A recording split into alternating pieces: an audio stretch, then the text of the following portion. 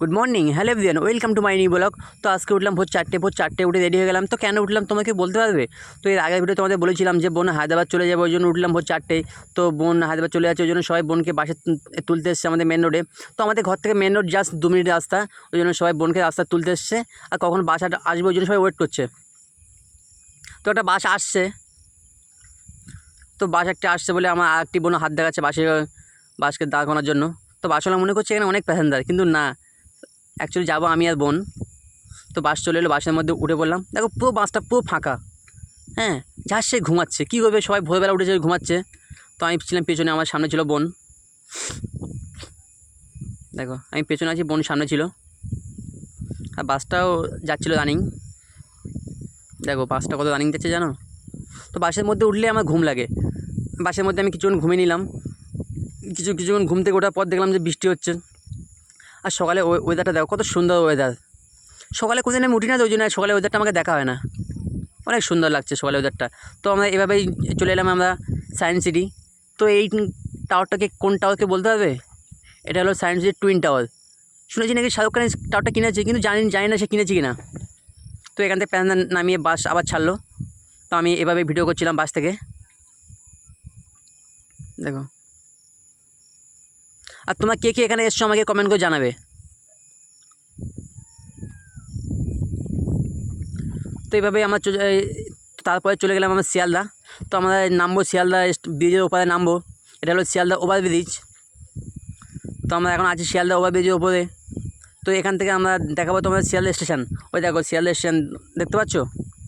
আমি ওভারব্রিজের ওপর দিয়েই ভিডিও করছিলাম। শিয়ালদা স্টেশন, শিয়ালদা উত্তর, এটা দেখো। তো আমরা ওভারব্রিজের ওপরে নামবো, ওখান থেকে আলাদা বাস ধরে আমাদের যেতে হবে হাওড়া। তো এখন সকাল 7টা, 6:17 বাজে। ঠিক আছে, এখন শিয়ালদার ঘড়িতে এখন সকাল 6:17। তো তারপরে আমরা ব্রিজের ওপরে নেমে ওখান থেকে বাস ধরলাম। আর এটা হলো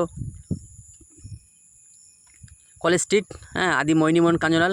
তারপর কলেজ স্ট্রিট পেরিয়ে আমরা চলে এলাম মেচুয়া ফল বাজার। এখানে সকালে অ্যাকচুয়ালি পাইকারি মার্কেট, তো এখানে সকালে ফল ছাড়া কিছু দেখো, সকালে শুধু ফল আর ফল।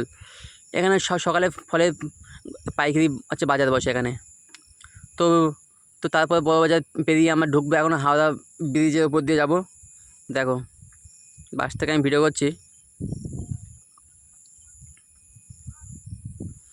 দেখতে পাচ্ছ? এই আমরা ঢুকবো হাওড়া ব্রিজ। গঙ্গাসাগরের উপরে হাওড়া ব্রিজটা একটা অন্যতম আমাদের কলকাতার মধ্যে। সারা পৃথিবীর সব জায়গায় এই ব্রিজটার নাম আছে, সব জায়গাতে লোক এখানে আসে এই ব্রিজটাকে দেখতে আসে। এই ব্রিজটা মেন নাট কোথায় কেউ বলতে পারে না। আমাদের রাজ্যের লোক আসে, বা পৃথিবীর বা আমাদের বাইরের দেশ থেকে লোক আসে এই ব্রিজটাকে দেখার জন্য। হ্যাঁ, এই ব্রিজটা যে ইঞ্জিনিয়ার বা বৈজ্ঞানিক করেছে না, তাদের ট্যালেন্ট আছে মানতে হবে। তো সকালে ওয়েদারটা সকালে এখন ব্রিজটা তো জাম নেই, কিন্তু এটা 10টা 11 দিয়ে হলে না, এখানে গাড়ির খুব চাপ থাকে। এখন সকালবেলা ওই জন্য ফাঁকা ফাঁকা আছে, যেরকম বাসে কেউ লোকজন নেই, রাস্তাঘাটে অতটা গাড়ির চাপ নেই। দেখো আমাদের গঙ্গাসাগরের উপরেই হাওড়া ব্রিজ, আর একটা আছে হুগলি ব্রিজ।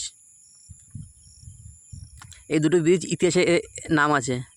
এই ব্রিজে কোনো ক্ষয় নেই, হ্যাঁ, এর কোনো মেন নাট কোন জায়গায় কেউ জানে না, ব্রিজের ক্ষয় নেই। তো আমরা এইভাবে হাওড়া ব্রিজ থেকে যাচ্ছিলাম।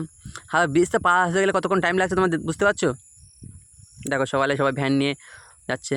তো আমরা চলে এলাম এইভাবে হাওড়া স্টেশনের মধ্যে চলে এলাম। দেখো হাওড়া স্টেশনের পর্দায়, দেখো কেউ পর্দা দেখছে, কেউ ওখানে নাম উঠছে যে কোন ট্রেন কোন জায়গায় যাবে, টাইম উঠছে।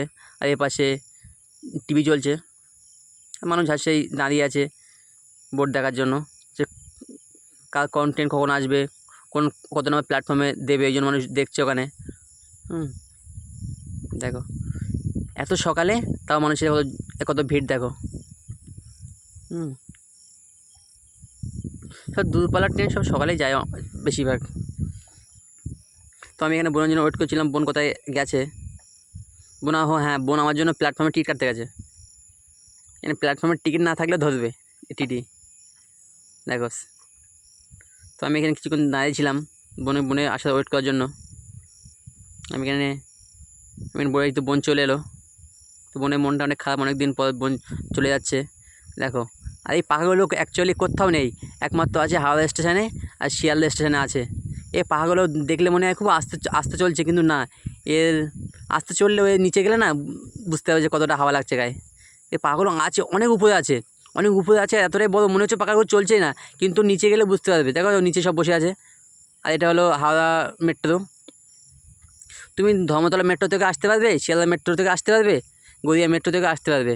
এই মেট্রোটা হয়ে না মানুষের অনেক সুবিধা।